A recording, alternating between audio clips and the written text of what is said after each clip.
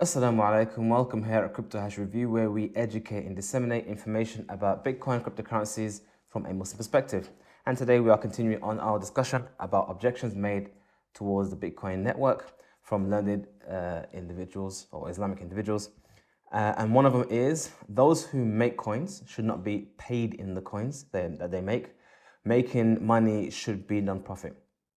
Now, I think this was made as a kind of like a quote. I think from Ibn Khaldun or someone else like that, or Ibn Sheikh Islam Taymiyyah, one of the two.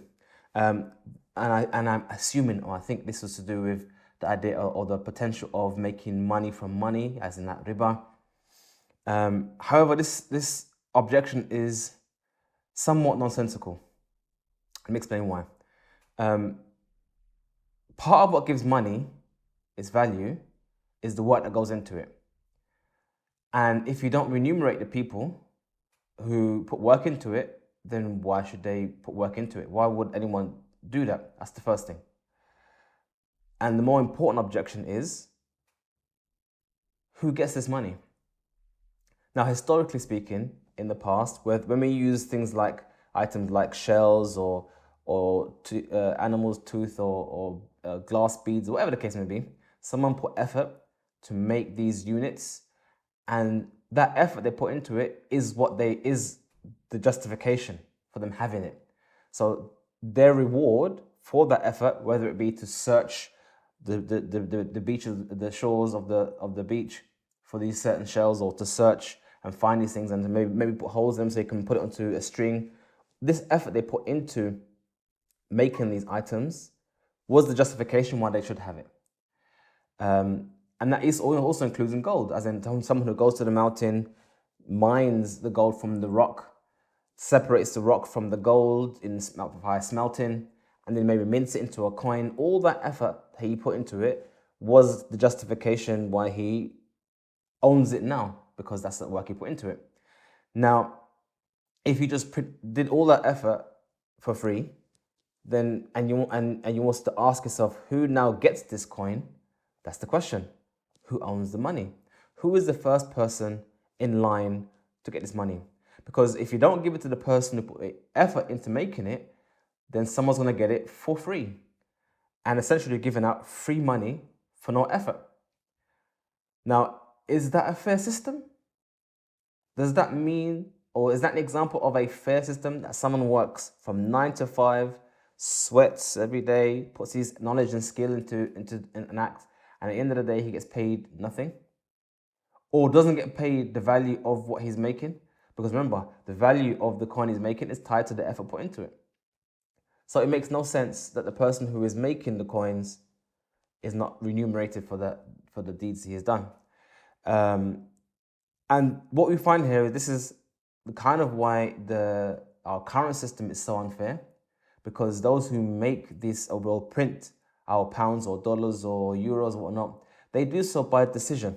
They get around a table and they discuss economy, and they say, we decide, and this will be printed, and we issue this to that person, we give it to that person.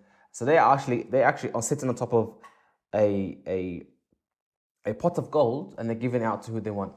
And they haven't earned it. No one's earned it. They just print it on the screen and it exists. That is a completely unfair system. And it's so unfair, there's actually a name for it. It's called the Cantillon effect. And the Cantillon effect basically means that those who are closest to the printing press, those who are the most closest in relationship, in friends, to the guys who print the money, they are the first in line to get the money. It doesn't happen to be the person who really needs the money, who is struggling to pay their rent, those who can't, they're struggling to find a job or to get educated. It happens to be those who already have money. Big corporations, big massive banks, they're the ones who are the first in line to get this freshly printed money. So basically what happens is that wealth trickles upwards to the rich, and it takes a while to get down to the poor, if the poor even get it. So this is essentially what happens in that system. But in Islam, actually, we have an example of a fairer way of doing things, even if it's a voluntary work, even if it's a charitable work, and that is inside zakah. Inside zakah, the ones who collect the zakah, Allah has specifically mentioned in the Quran that they get a portion of that wealth.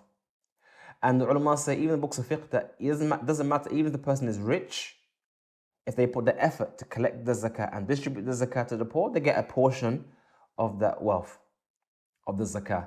Yes, your zakah is for is a charitable donation, or donation to charity, and they get part of the charity, which is why, Islamically speaking, it's a nonsensical da'wah to say that charities shouldn't spend of the charitable donations on their workers. No, the Quran says you must spend of that charitable donation to those who put work into that charitable work. So if those who collect charity or collect the zakah and give it get paid in that money, then even more so, those who secure the monetary system that we use should also get paid from that system based on the work that they put into it.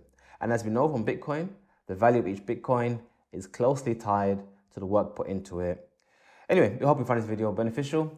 Like this video, press the like button, join and subscribe to our channel. And if you want to give us a shout, communicate with us for any reason, you can find our details on our website. Enjoy your rest of the evening. Assalamu alaikum wa rahmatullahi wa barakatuhu.